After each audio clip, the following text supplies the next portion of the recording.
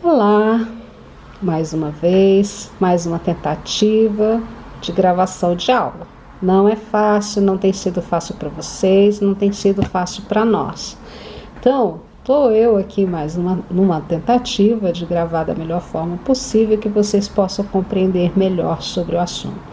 Hoje a gente continua falando da tabela periódica. Então, eu vou ensinar para vocês como localizar um elemento químico através na tabela periódica através da distribuição eletrônica. Então vamos lá, recordando o que já foi falado para vocês anteriormente. No átomo, segundo Rutherford e Bohr, o átomo tem um núcleo, certo? Nesse núcleo tem prótons e nêutrons, e girando ao redor do núcleo, em níveis de energia, estaria os elétrons.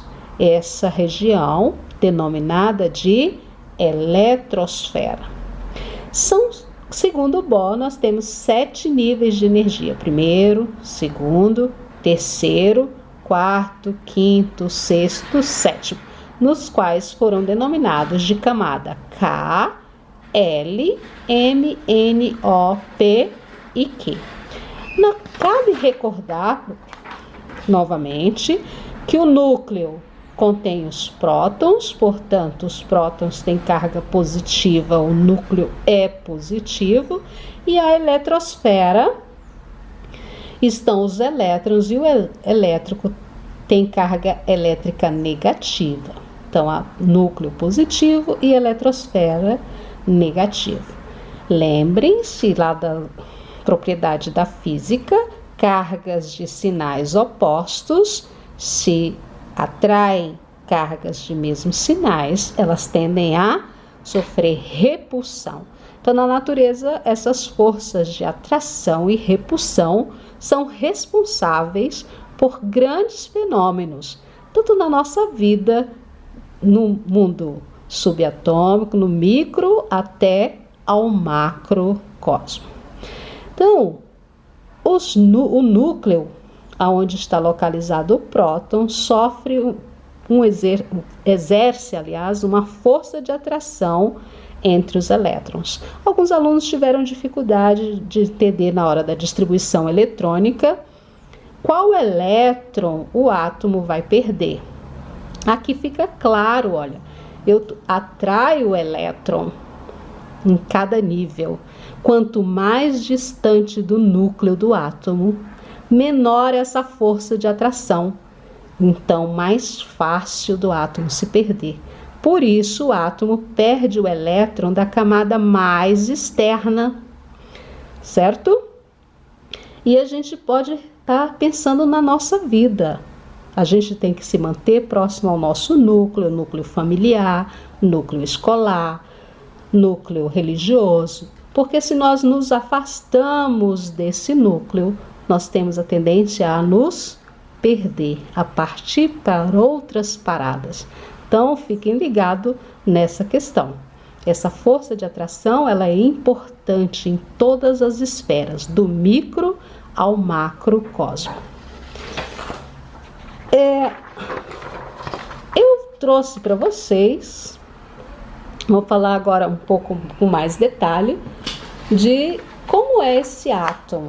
E uma coisa que os alunos tiveram dificuldade, alguns alunos relataram que não estavam absorvendo o conteúdo. Por isso eu trouxe para vocês comparar o átomo com uma cebola, certo? Aqui nós temos a cebola. A cebola, ela é formada de camadas. Cada camada da cebola eu vou estar representando um nível de energia. Então, no átomo tem 7 níveis de energia e aqui eu tenho as 7 camadas, tá certo? Em seguida, após isso, foi colocado para vocês que o átomo, além dos níveis de energias, possui o subnível de energia, no qual foi relatado para vocês que os subníveis de energia são S, P, D e F. Lembram? Bom, Como estariam esses? E foi colocado para vocês que essas letras S, P, D e F foram tiradas das palavras sharp, principal, difuso e fundamental. Esses são os subníveis que a gente conhece. Então, como é que estariam dispostos esses subníveis nos níveis de energia? Então, para comparar com a cebola, imagina aqui, olha, primeiro nível de energia, aquele nível que está lá mais próximo do núcleo do átomo. Esse nível de energia é um nível muito pequenininho, dá até para a gente comparar, olha, o sétimo com o primeiro, é muito pequeno. Esse nível de energia teria só um subnível. Esse subnível foi denominado de subnível S. Nesse subnível S, é possível encontrar 2 elétrons.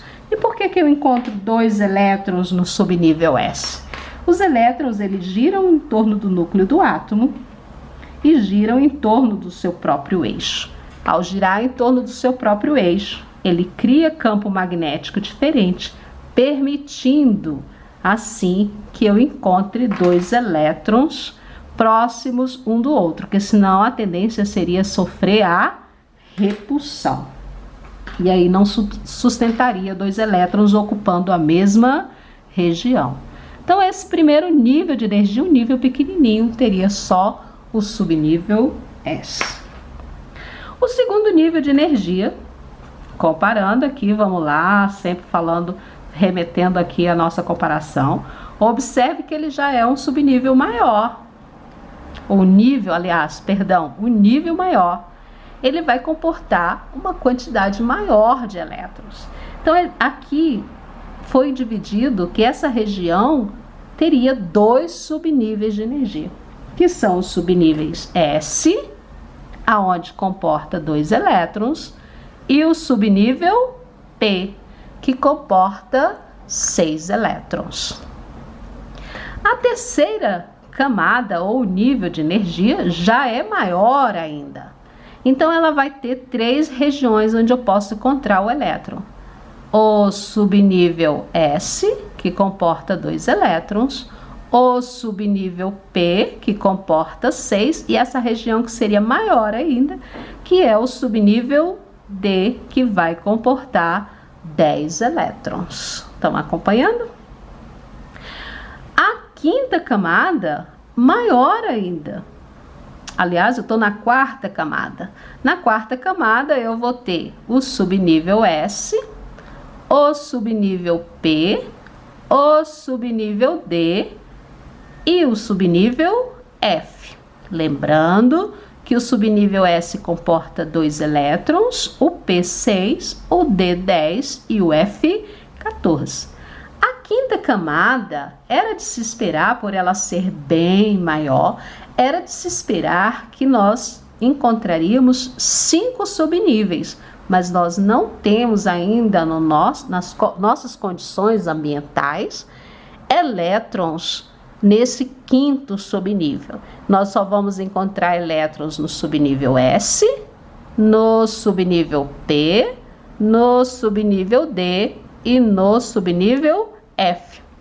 Se no futuro for encontrado algum elemento químico em outra região que não seja o subnível S, P, D e F, que já foram descobertos, a ciência química já definiu como será chamado esse novo subnível.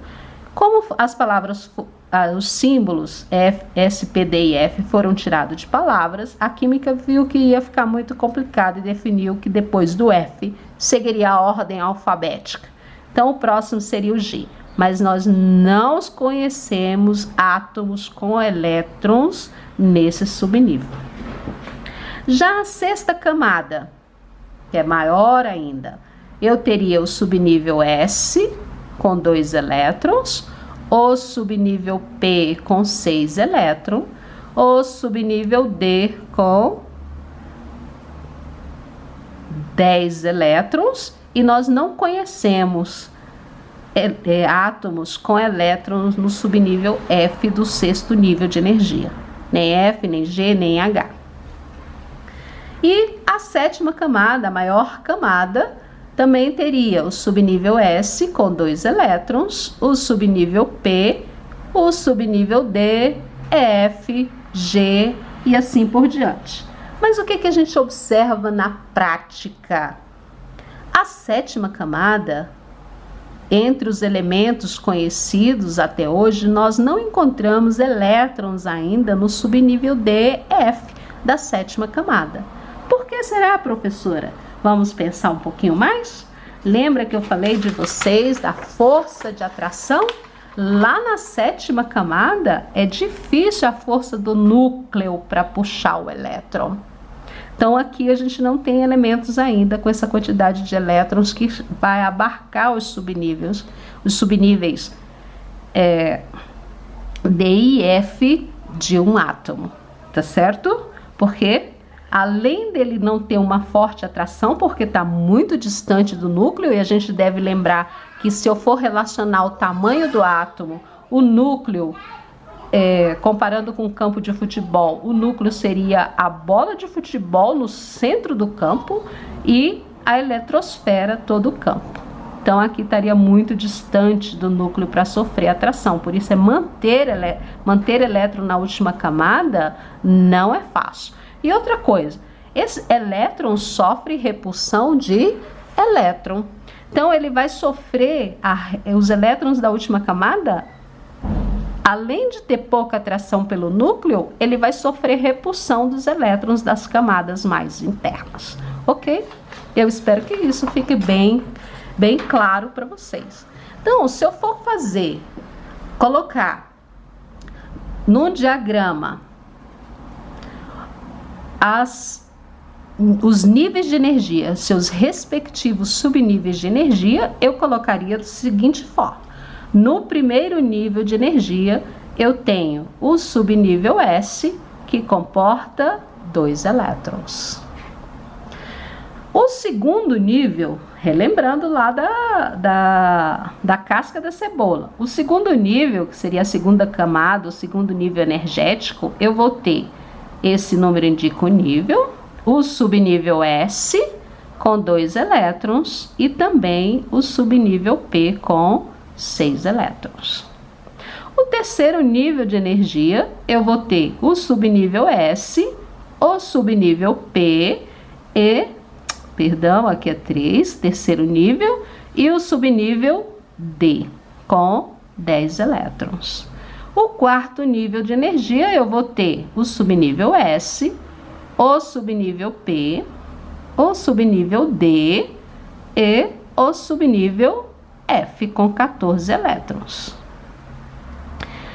No quinto nível, que seria como eu falei para vocês, maior, a camada maior, eu vou ter o subnível S com 2 elétrons, o subnível P com 6, o subnível D com 10, o subnível F com 14 e aí o G não se conhece. O sexto nível, eu tenho o subnível S, o subnível P e o subnível D. Os demais, não conhecemos a presença de elétrons nesses outros subníveis. Lembrando, por causa do distanciamento do núcleo, da dificuldade de manter elétrons. Então, nas nossas condições ambientais do nosso planeta, nós não temos elementos com elétrons nesses subníveis de energia mais externos. E o sétimo nível de energia, eu teria o subnível S e também o subnível P. Se eu for verificar quantos elétrons tem por nível, nós temos no primeiro nível 2 elétrons, no segundo nível de energia 8, somando aqui os elétrons, certo? 2 mais 6, 8. O terceiro nível de energia 18, o quarto nível de energia 32, o quinto nível de energia 32, o sexto nível de energia 18 e o sétimo nível de energia 8. Bom, assim eu estaria distribuindo os elétrons por níveis de energia. Só que teve um cientista chamado Linus Pauling,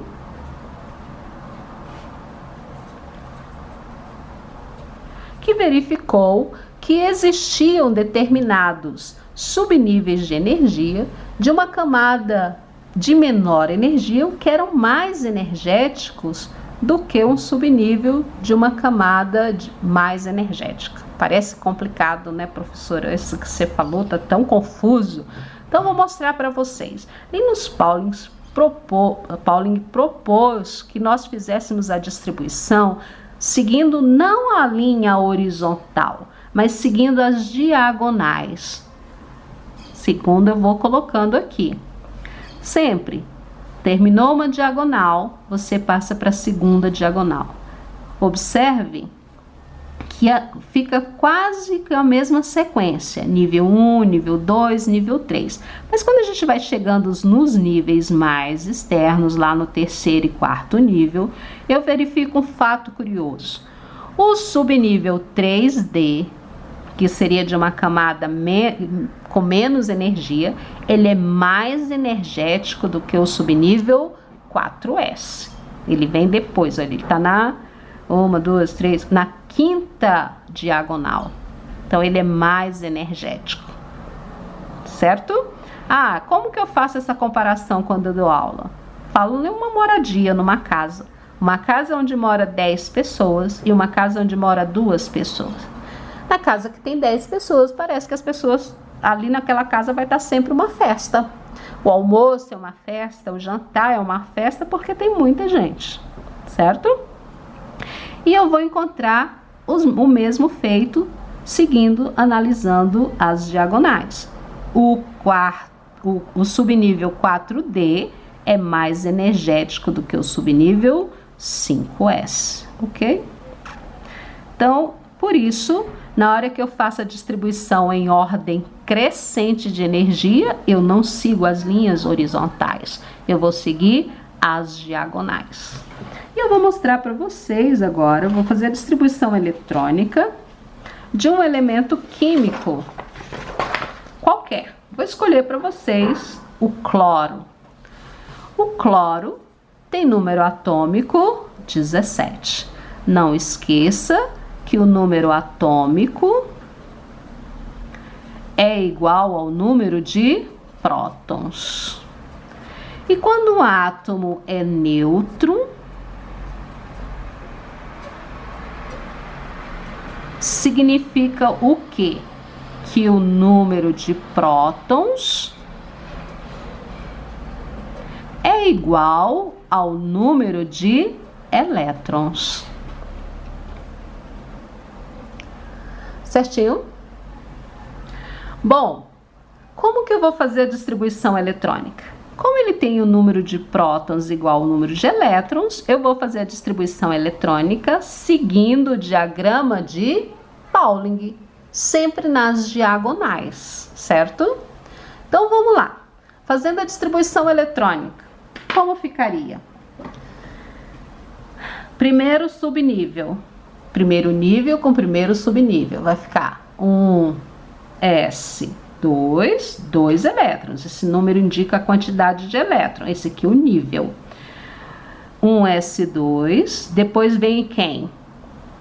2s2. Depois 2p6. Observe que se eu somar os elétrons, 2 mais 2, 4, mais 6, 10. Depois do 2p6 vem o 3s2. 3s2. Agora eu já tenho 12 elétrons. Depois do 3s2 vem o 3p6. Só que o subnível P comporta no máximo 6 elétrons. Eu vou colocar 6? Não. Por quê? Porque se eu colocar 6, o total de elétron vai dar 18 e eu só quero 17. Então, eu vou colocar 5. E tá feita a distribuição eletrônica do cloro. Olha que coisa linda, chique, maravilhosa. Se eu observar direitinho, aqui está o primeiro nível de energia. Aqui eu tenho os elétrons do segundo nível de energia. E aqui eu tenho os elétrons do terceiro nível de energia. Então, esse átomo tem 3 níveis de energia, correspondente às camadas K, L e M, certo?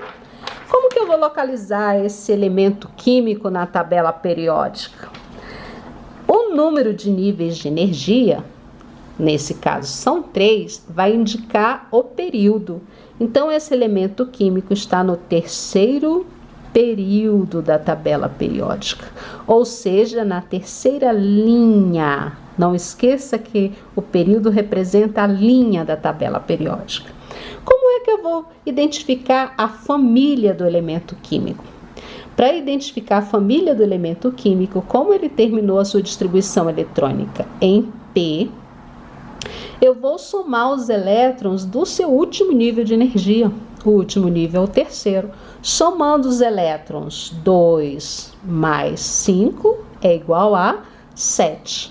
Na tabela periódica, nós temos 2 grandes grupos, o grupo A e o grupo B.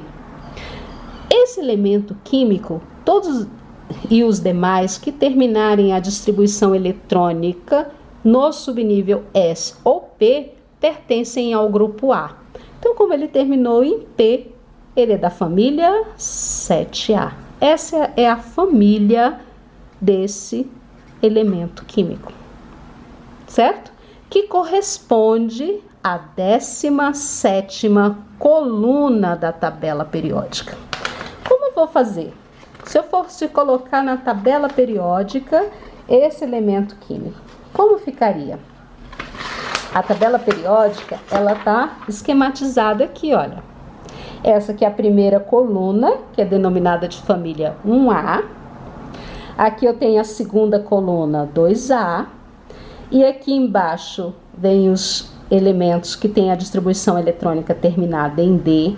E, portanto, fazem parte do grupo B. Aqui é a 3B, 4B, 5B, 6B, 7B, 8B e assim por diante. 1A, 1B e 2B. Aqui vem 3A, 4A, 5A, 6A, 7A e 8A ou 0. Que corresponde, observe que a tabela periódica tem 18 colunas, cada coluna.